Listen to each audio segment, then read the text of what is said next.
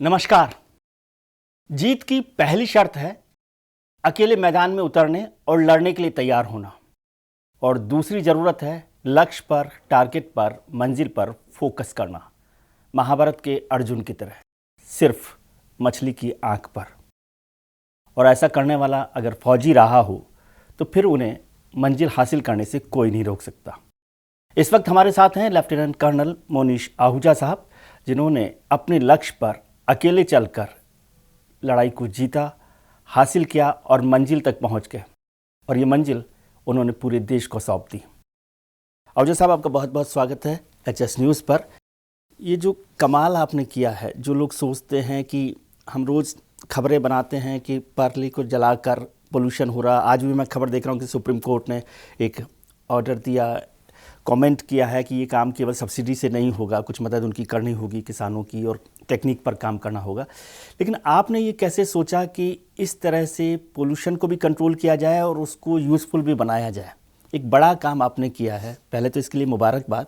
लेकिन थोड़ा सा बताइए कि लोग किस तरह से इस पर काम कर सकते हैं। विजय जी, धन्यवाद, और धन्यवाद हिंदुस्तान समाचार को मुझे इनवाइट करने के लिए। मेरी कंपनी है Punjab renewable energy systems private limited, और हम काम करते हैं बायोमास सप्लाई चेन मैनेजमेंट में।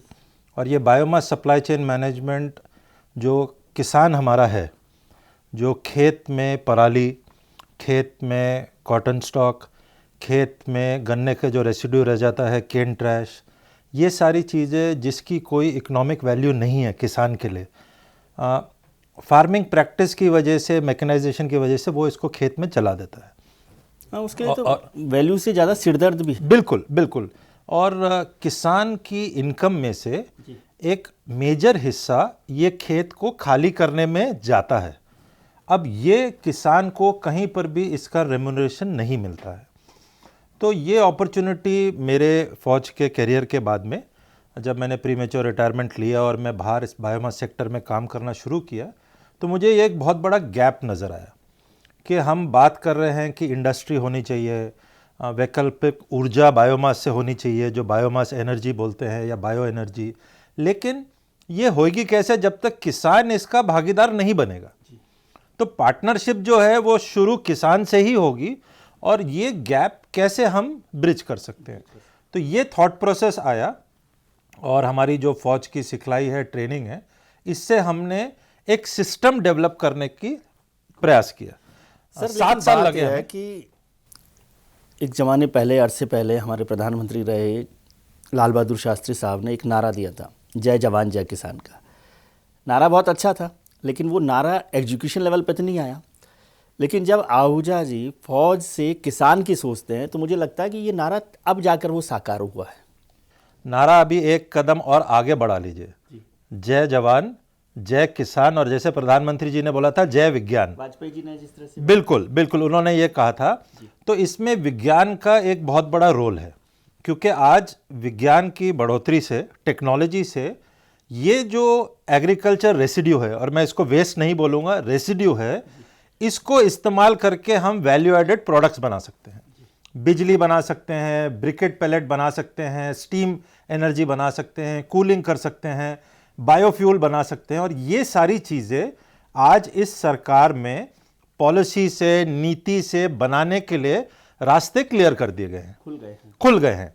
तो हमारी जैसी कंपनी एक नए बिजनेस एक्टिविटी में, और ये बिजनेस एक्टिविटी किधर है?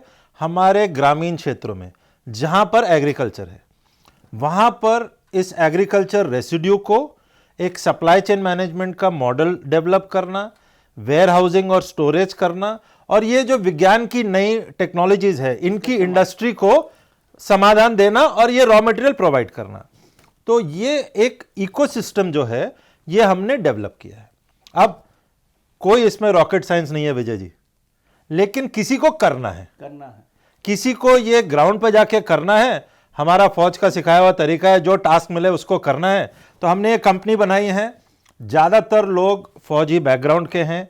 हमारे मित्र जो फौज में थे उन्होंने भी ज्वाइन किया, और हम सब मिलके ये अक्रॉस इंडिया काम करते हैं। सर, इस सरकार का जो फोकस रहा वो रहा प्रधानमंत्री जी का स्टार्टअप्स के लिए, और दूसरा ग्रामीण क्षेत्रों के लिए, किसान के लिए। दोनों चीज़ें आपके इस प्रोजेक्ट में हैं, फिर भी हम लोग जो आम आदमी है वो क्यों नहीं कर पा रहा इस काम को? क्यों नहीं हर आदमी मोनिश आहूजा बनता? इसमें दो तीन चीज़ें हैं। जो एक अगर मैं सिंगल पॉइंट बोलूं, इसमें है कि फाइनेंशियल सपोर्ट इस एक्टिविटी के लिए अभी भी आई नहीं है। तो सरकार की फाइनेंशियल इंस्टीट्यूशंस हैं, बैंक हैं, उन सबको ये क्षेत्र को समझने के लिए, क्योंकि आज भी जो फाइनेंशियल एक सपोर्ट मिलती है बैंकों से, वो एक प्रोडक्ट या प्रोड्यूस के लिए मिलती है, ग्रेन के लिए मिलती है, लेकिन जो रेजिड्यू बच जाता है उसके लिए नहीं है। तो ये financial inclusion for the agri residue आज भी नहीं आया है। ये एक कॉन्सेप्ट ही आपने नया दिया है। कॉन्सेप्ट नया है, कॉन्सेप्ट नया है। बैंकों को समझना पड़ेगा, सरकारी फाइनेंशियल इंस्टीट्यूशंस को समझना पड़ेगा, और जब ये आएगा तो ऑटोमेटिकली ग्रोथ आ जाएगी। सरकार ने दो चीजें फिनोमिनल की है इस 4-5 साल में। यह है कि डिमांड साइड में डिमांड खड़ा कर दिया। पीयूष गोयल जी जब पावर मिनिस्टर थे, फिर आर.के. सिंह जी ने उसको आगे कैरी फॉरवर्ड किया। जितने भी कोल के प्लांट्स हैं, 10% कोल का हम रिप्लेसमेंट करेंगे बाय बायोमास। ये एक बहुत बड़ा ग्लोबल स्टेटमेंट है, और अगर इतनी डिमांड आ गई तो कहीं ना कहीं सपोर्ट सिस्टम आना पड़ेगा for the supply chain management to take place.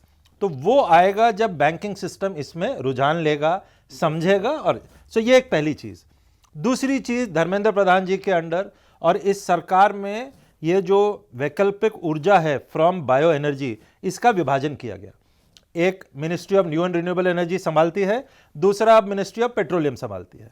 तो धर्मेंद्र प्रधान जी और ऑयल मार्केटिंग कंपनीज है इसको लिया, और बायो एथेनॉल, बायो डीजल और बायो सीएनजी, अब ये हमारे कंट्री में मैंडेटरी है इसका इस्तेमाल होना।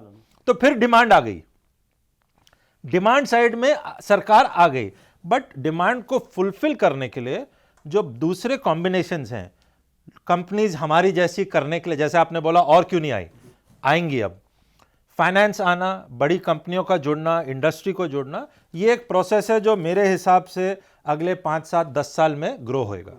लेकिन जो बात हो रही थी कि बायोफ्यूल की आप बात कर रहे हैं, अभी तक हम जैसे लोग जो आम आदमी है वो समझता बायोफ्यूल का मतलब है कि जो आप एक कन्वेंशनल एनर्जी के अलावा नॉन कन्वेंशनल एनर्जी पर जो काम कर रहे हैं, बिजली जो पैदा कर रहे हैं हम, आपका ये जो कॉन्सेप्ट है वो थोड़ा सा उससे आगे बढ़कर है। जी, बिजली एक चीज़ है। अब आप यही जो कैलोरीफिक वैल्यू है उसकी, क्योंकि आप बिजली बनाने के लिए भी एक बॉयलर में कंट्रोल्ड एनवायरनमेंट में जला रहे हैं, जलाने की जगह इसके कंस्टिट्यूएंट से आप एनर्जी के दूसरे कंपोनेंट बना सकते हैं। जो जैसे मैंने अपने बायो एनर्जी बोला, आप इससे मीथेन जनरेट करके बायो सीएनजी बना सकते हैं, तो हमें इंपोर्ट करने की जरूरत नहीं पड़ेगी। आप इससे बायो एथेनॉल बना सकते हैं, तो आपको पेट्रोल बनाने की जरूरत नहीं पड़ेगी। हमारी कंट्री में आज मैंडेट है कि 10% हम मिक्स करेंगे। आज की स्थिति में हम 5 से 6% पे पहुंचे हैं। एम हमारा है कि 20-22% पे पहुंचे, पॉलिसी ये बोलती है। तो आप सोचिए 5% से 20% का जो गैप कवर करना है, कितना स्कोप है। और इससे सबसे बड़ी चीज एनर्जी सिक्योरिटी, हमें क्रूड ऑयल इंपोर्ट नहीं करना पड़ेगा। और तो सारा फोकस सरकार का पूरी दुनिया का एनर्जी सिक्योरिटी को लेकर है ही है। और हमारे पास रिसोर्स है, रिसोर्स जल रहा है, उससे प्रदूषण हो रहा है, और हमारी सरकार इस प्रदूषण की वजह से 2 कॉस्ट पे कर रही है, हेल्थ एंड एनवायरमेंट। कोई पे नहीं करता है, बट टैक्स पेयर के मनी से सरकार ये पे कर रही है। तो आप पे कर रहे हो बैक लोडेड, करने की जरूरत है कि आप फ्रंट लोडेड पे। अगर आप ये पेमेंट बाद में नहीं लेके आगे ले आए, तो हमारी जो जीडीपी पे जो इफेक्ट होगा वो दुनिया देखेगी। क्योंकि हमारे पास सरकार के नंबर है 500 मिलियन मेट्रिक टन ऑफ ऐसा एग्रीकल्चर रेसिड्यू है। तो हमारी तो आप सरकार को किस स्तर तक, किस लेवल तक ये सारी चीज को समझाने में कामयाब हुए हैं? कुछ हद तक, जैसे आपने बोला अकेले तलवार लेके उतरे हुए हैं, तो हाँ, सरकार सुनती है। और आज 4-5 साल हो गए, जो आज इस साल मैं फिक्की में बायो एनर्जी का चेयरमैन भी हूँ, तो एक आवाज़ सरकार तक पहुँचती है, इंटरेक्शन होता है। बट जैसा हम समझते हैं कि प्रोसेस और चेंज में समय लगता है, तो हमने भी समय दिया और समय हम देंगे, क्योंकि ये एक्टिविटी को एक कमर्शियल तरीके से स्टार्टअप होके हमने एक बिजनेस एक्टिविटी बना दिया जी। जो आपने कहा कि फिक्की में आप बायो एनर्जी के चेयरमैन हैं, तो इससे जो एक बात समझ आती है वो ये आती है क्योंकि फिक्की जो है इंडस्ट्रियल बिजनेस हाउसेस की यूनिट है, तो वो काम बिना फ़ायदे का कोई नहीं करते, वो फ़ायदा होना चाहिए, मतलब इसमें कोई बुरी बात नहीं है। तो जब आपको एक अलग यूनिट का चेयरमैन बनाया गया तो इसका मतलब मेरे जैसे आदमी को भी ये बात समझ में आएगी कि जो आप काम कर रहे हैं वो फ़ायदे का है, सबके फायदे का है जी। राइट फ्रॉम फार्मर, जिसके पास ये पराली है, जिसके पास ये एग्रीकल्चर रेसिड्यू है, उसको हम उसके घर में जॉब दे रहे हैं। तो हम क्या बनाते हैं, मैं आपको एक थोड़ा 2 मिनट दीजिए, मैं प्रोसेस समझाता हूं। हम गांव में जाते हैं, खेड़े में जाते हैं और रूरल यूथ के साथ में एंगेज करते हैं और हम उनको बोलते हैं आप बनिए विलेज लेवल एंटरप्रेन्योर। आप जो हमारे प्रधानमंत्री जी बोलते हैं कि हम जॉब क्रिएट कर रहे हैं, जॉब क्रिएट ये नहीं है कि उसको एक जगह से सैलरी आ रही है और बढ़ रही, वो अगर अपने लिए खुद के लिए काम करता है वो जॉब है। तो हम इस विलेज लेवल एंटरप्रेन्योर को, वीएलई को बोलते हैं कि भाई साहब आप अगर हमारे साथ जुड़ते हैं, आपको ये काम करना है, जो खेत है खेत में से ये एग्रीकल्चर रॉ मटेरियल निकालना है। अब आप कैसे निकालेंगे, ये निकालने के लिए आपको इक्विपमेंट की जरूरत है, tractor, trolley, baler, cutter, reaper. 2 तरीके हैं, या तो आप खरीद लीजिए या हम आपको देते हैं। तो शुरू में हर आदमी देखता है कि फायदा होगा कि नहीं, आपने बिल्कुल ठीक बोला, कमर्शियल एंगल आता है तो हम उसको फ्री में देते हैं और उसको लेके जब वो काम करता है अपने खेत में, अपने भाई बंधु के खेत में, और ये रेसिड्यू को लाता है और वेयर हाउसिंग और डेपो की मैंने बात की, वहां लाके डिलीवर करता है, तो उसको शाम को जब पैसे मिलते हैं तो उसको समझ, और पैसे मिलते हैं बैंकिंग चैनल से, अगले दिन उसके मोबाइल पे एसएमएस आ जाता है इतने पैसे मिल गए, तो वो दूसरे दिन दोबारा काम करता है, तीसरे दिन और काम करता है, एक ऑप्टिमल लेवल तक पहुंच जाता है। ऐसे 100, 1000, 10,000, लाख ऐसे करके जब ये इकोसिस्टम, इसकी जरूरत क्या है, जब ये होगा ये डेपो और वेयर हाउसिंग से फिर जो डिमांड है, बायोफ्यूल मैंने आपको बोला, बायो पावर बोला, वहां पर ये मटेरियल जा सकता है। आज दिक्कत क्या है, जितने भी ये इंडस्ट्री है वो सब बोलते हैं कि हमें ये लगाना है लेकिन रॉ मटेरियल नहीं है, और दूसरी आप विकल्प देखिए, रॉ मटेरियल 500 मिलियन टन जल रहा है। तो only thing required is building the ecosystem, channelize the thing. तो वो इकोसिस्टम हमने कुछ फाइनेंशियल इंस्टीट्यूशन की सपोर्ट से, तो हमें ज्यूरिक के एक प्राइवेट इक्विटी फंड ने और इम्पैक्ट प्राइवेट इक्विटी फंड जो इम्पैक्ट सोसाइटी के लिए जनरेट करते हैं, उन्होंने 2013 में हमें कुछ फाइनेंशियल सपोर्ट दी हमारी कंपनी में स्टेक लेके, जिसकी वजह से हम ये R&D कर सके, डेवलपमेंट कर सके, अलग अलग बायोमास के ये विकल्प बना सके, और इंडस्ट्री के पास गए कि आप कोयला छोड़ दीजिए, फर्नेस ऑयल छोड़ दीजिए, और आप ये क्लीन ऊर्जा है, आपके आसपास के लोगों की ऊर्जा, उनसे भागीदारी करिए जी, और उनको काम कराना। तो इंडस्ट्री बोले मैं 100 फार्मर से कैसे डील करूंगा, आप मत करिए, हम करते हैं। हम ये इकोसिस्टम बना के एक बारी सेट करके उनको आपसे, तो हम एक बारी इकोसिस्टम बनाने के बाद में केवल मैनेजमेंट करते हैं। फार्मर और वीएलई खुद काम करता है, डायरेक्ट है, ये डायरेक्ट है, अपने लिए काम करता है। वो बोलता है मैं जाके इंडस्ट्री में कहाँ दूंगा, मैं आपको डेपो पे छोड़ दूंगा, तो डेपो हम उसके घर के पास ले गए, 5-10 किलोमीटर के अंदर, तो आसानी से वो वहां पर उसको, वो आसानी से अपने घर से काम करके डेली कुछ टनेज लाके देता है, उसको पैसे मिल जाते हैं और हम इंडस्ट्री को वो सप्लाई करते हैं। तो ये मॉडल है। अभी कितने राज्यों में, देश भर में ये जो पूरा प्रोजेक्ट है वो चल रहा है? हम ये, हमारी कंपनी का नाम जैसे मैंने आपको बोला पंजाब रिन्यूएबल, क्योंकि हमने काम पंजाब में शुरू किया था, तो पंजाब में काम करते हैं। पंजाब में पटियाला, भटिंडा, रोपड़ सारे डिस्ट्रिक्ट्स में हम काम कर रहे हैं। हम अंबाला में काम करते हैं, तो हरियाणा में काम पंजाब की मिट्टी में कुछ है क्या कि सारा जोश, सारी रिस्क टेकिंग जो, नहीं, मैं ऐसा नहीं बोलूंगा, क्योंकि हम महाराष्ट्र में काम करते हैं, औरंगाबाद, अहमदनगर, पूना, हम कर्नाटका में काम करते हैं, हवेरी, धारवाड़, हमारा मटेरियल गोवा जाता है, गोवा में काम करते हैं, मध्य प्रदेश में भोपाल में काम करते हैं। हमने सारे 6 नॉर्थ ईस्ट स्टेट में नुमालीगढ़ रिफाइनरी के साथ काम किया है बैम्बू के ऊपर। तो एज अ प्रेजेंस हम इंडिया के 10-12 स्टेट में ऑलरेडी हैं, और अब भारत पेट्रोलियम के साथ में हमारा कुछ टेंडर में क्वालिफाई हम हुए हैं, तो उड़ीसा में भी जा रहे हैं, काम वहां पर भी शुरू हो रहा है।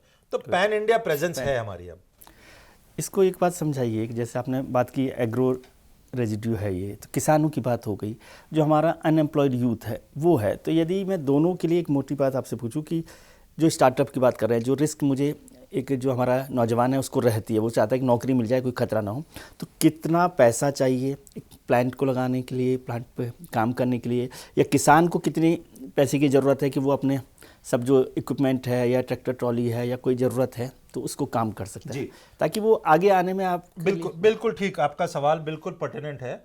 ज़्यादा रिस्क इंडस्ट्री का है जी, क्योंकि अगर एक मीडियम साइज का प्लांट भी ले तो कहीं नहीं तो 300-400 करोड़ की इन्वेस्टमेंट है। तो रिस्क इंडस्ट्री देखता है कि मैं प्लांट जाके गांव खेड़े में लगाऊं तो मुझे मटेरियल मिलेगा कि नहीं। लेकिन अगर ये भागीदारी बन गई, जो बन रही है आज, हम काम कर रहे हैं जी, फिर क्या होता है, जॉब की प्रॉब्लम ही नहीं है क्योंकि इंडस्ट्री 20-25 साल चलेगी। तो जो वीएलई है तो वो उसको ये रिस्क नहीं है कि पूरी लाइफ के लिए उसको अपने घर में काम मिल गया। तो आपने रूरल एरिया से उसकी सिटी की तरफ माइग्रेशन भी रोक दी क्योंकि उसको पैसे पूरे साल मिल रहे हैं। 2 क्रॉप है, कई जगह 3 क्रॉप है, तो सीजन बाय सीजन उसको पैसे मिल रहे हैं। उसको फार्मिंग करने के बाद में, अब आप पंजाब का एग्जाम्पल लीजिए, फार्मिंग करने के बाद में 3 महीने किसान घर पे बैठ जाता है, कोई काम नहीं है, और बड़ी सोशियो इकोनॉमिक प्रॉब्लम्स जो हम सुनते हैं वो सारी है। अब वो 3 महीने डेली उसके पास काम है, तो वो घर पे बैठता नहीं है, कंपटीशन होता है। अब दूसरी चीज क्या है, अगर एक सिंगल यूनिट हम माने कि एक सिंगल यूनिट एक वीएलई के लिए कितना इन्वेस्टमेंट है, और पराली के ऊपर माने तो 15 लाख रुपए का इन्वेस्टमेंट है। ठीक है। सरकार की स्कीम में 50% of this money is coming as a grant. तो जो मैंने आपको बोला, जो एनवायरमेंट का जो इंपैक्ट है कि सरकार पैसा खर्चा कर रही है, सरकार ये 50% पैसा दे रही है, तो फार्मर को सपोर्ट करना है 7.5 लाख रुपए। इसमें अगर फार्मर 2-2.5 लाख रुपए लगाए तो जो मैं बैंकिंग सिस्टम से चाहता हूं वो 5 लाख की सपोर्ट कर दे। अब ये साइकिल पूरा कब होगा, पैसे वापस कब जाएंगे, जब कोई ऑफटेक हो इंडस्ट्री का जी। तो इंडस्ट्री का ऑफटेक के लिए हमारी जैसे कंपनी वो ब्रिज को मैनेज कर रही है, ब्रिज कर रही है। तो ये लूप एक बारी पूरा हो गया, कोई गैप नहीं है, 25 साल का काम हो गया। तो आपको नहीं लगता, क्योंकि ये इतना बड़ा इशू है पराली को लेकर, जो आपने बात की, 2 चीज़ें, एनवायरनमेंट को लेकर भी, हेल्थ को लेकर भी, तो सरकार के इनिशिएशन लेवल पर आपको लग रहा है कि कुछ और ज़्यादा ज़रूरत है? देखिए, इनिशिएशन में 5 साल पहले इनिशिएशन हुआ था, और मुझे आज जहाँ पर है कुछ गैप लगता है कि जो प्रोजेक्ट की रोल आउट की कमिटमेंट थी वो थोड़ी स्लो रही है। तो सवाल आपका पर्टिनेंट है, बट उसके भी कारण है क्योंकि नई चीज़ है, टाइम लगता है। बट आई होप जो भी सरकार हो, ये सरकार हो, कोई और सरकार हो, ये प्रोग्राम रुकना नहीं चाहिए, क्योंकि it is physically not possible कि एक हमारी कंपनी इंडिया में काम करे। ये काम इंडिया से ग्लोबली एक्सपोर्ट होगा, क्योंकि आप Vijay ji, US, Europe, Germany, Spain, south east Asia, Japan, ये सारी कंपनियां हमारी कंपनी से आके ये चीज़ सीख रही है यहाँ पर। So they are all becoming our partners. तो जो चीज़ हम बेस्ट हैं फील्ड में, हम ये सप्लाई चेन मॉडल को एक्सपोर्ट कर सकते हैं। तो this is where I think industry will go towards. और आज सरकार ने एक पॉलिसी और निकाली कि आप ये वैकल्पिक ऊर्जा जो है, बायोफ्यूल, इंपोर्ट नहीं कर सकते हैं। तो उससे भी, तो अगर आप इंपोर्ट नहीं कर सकते हैं तो आपको हमारी कंट्री में ही बनानी है, तो वो आएगा। तो यदि अगले 10 साल देखें हम लोग, तो अगले 10 साल में हम इसको पूरे जो आपकी इंडस्ट्री है, आपका जो कॉन्सेप्ट है, वो कहाँ पहुँच रहा है? आज हम जहाँ हैं 5 से 6% पे, और अगर हम 22% के नंबर पे जाएं तो अगले 10 साल में ये इंडस्ट्री इंडिया में कम से कम $100 बिलियन की होगी। $100 बिलियन की पूरा इकोसिस्टम जो है, $100 बिलियन की ये इंडस्ट्री इंडिया में 10 साल में होगी। आज जो सरकार की कमिटमेंट है इन्वेस्टमेंट करने की, $2.5 बिलियन है। प्राइवेट सेक्टर के जो प्रोजेक्ट्स हैं वो $1.5-2 बिलियन की और है। तो $5 बिलियन की कमिटमेंट्स हो गई है, साइन हो गई है प्रोजेक्ट्स में investment.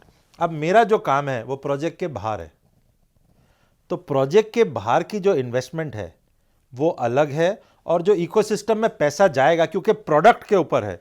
So this $5 billion has a multiplier effect in the ecosystem 5 times.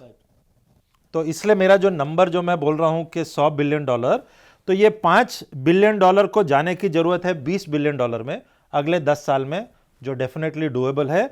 और वो $20 बिलियन का 5 टाइम्स रिपलिंग इफेक्ट है ऑफ द प्रोडक्ट, तो $100 बिलियन की ये इंडस्ट्री होगी। और नंबर के हिसाब से सोचें हम, अगर कि एम्प्लॉयमेंट के नंबर, एम्प्लॉयमेंट जनरेशन के हिसाब से सोचें कि कितने लोगों को ये रोजगार इससे मिल जाएगा, कितने लोग इन्वॉल्व रहेंगे। एक बायोफ्यूल प्लांट के अंदर 400 से 450 लोग की एम्प्लॉयमेंट होगी 3 शिफ्ट में। और प्लांट के बाहर जो हम काम करते हैं, कम से कम 1000 लोग, 1000 VLE की एम्प्लॉयमेंट होगी, जो डायरेक्ट एम्प्लॉय नहीं है, खुद के लिए काम करते हैं। और हमारी जैसी कंपनी जो इसकी मैनेजमेंट करेगी 1000 लोगों को मैनेज करने के लिए तकरीबन 100 लोग। तो डायरेक्ट एम्प्लॉयमेंट 500 से 550 और इनडायरेक्ट एम्प्लॉयमेंट 1000 प्लस। तो एक प्रोजेक्ट 1500 से 1700 की एम्प्लॉयमेंट देगा 25 साल के लिए अराउंड एग्रीकल्चर रेसिड्यू। इससे बड़ा आप मेरे को बताइए कोई एम्प्लॉयमेंट स्कीम इस कंट्री में हो सकता है क्या? और वो भी घर बैठे हैं और घर के काम। और आज ऑयल मार्केटिंग कंपनीज की, Indian oil, Bharat petroleum, Hindustan petroleum, Mangalore refinery, Numaligarh refinery के 12 प्रोजेक्ट हैं। तो अगर हम 1500 का नंबर भी ले इनटू 12 प्रोजेक्ट तो भी बढ़ता। सिंपल मैथमेटिक्स है सर। चलिए, बहुत बहुत शुभकामनाएं आपको। और आपकी आंखों में जो है ना वो दिखाई देता है कि इसकी पॉजिटिविटी और इसकी वाइब्रेंस, कि ये बहुत आगे बढ़ने वाला। पॉजिटिविटी इसलिए क्योंकि ये कमर्शियल वेंचर है, सोशल इंपैक्ट साथ में आता है, और हम कमर्शियल वेंचर होते हुए प्रॉफिटेबल है अराउंड एग्रीकल्चर रेसिड्यू। तो सोने पे सुहागा है। कोई रॉकेट साइंस नहीं है, सोने पे सुहागा है, जी, रॉकेट बिल्कुल। साइंस भी नहीं है। तो बहुत शुभकामनाएं आपको और बहुत धन्यवाद कि आपने थोड़ा सा हमारा ज्ञानवर्धन इसको लेकर किया। एक ऐसा इशू जो सोशल इशू भी है, एनवायरमेंटल इशू भी है, और लक्ष्मी कृपा तो हो ही जाएगी। तो जाहिर है कि आप भी सोच रहे होंगे कि इस पर कैसे काम करें। लग जाइए, शुरू कीजिए। धन्यवाद। धन्यवाद। जय हिंद। HS न्यूज, जहां खबरों का सिलसिला रुकता नहीं। लेटेस्ट न्यूज और अपडेट्स के लिए हमारे YouTube चैनल को सब्सक्राइब करें और बेल आइकन को दबाना ना भूलें।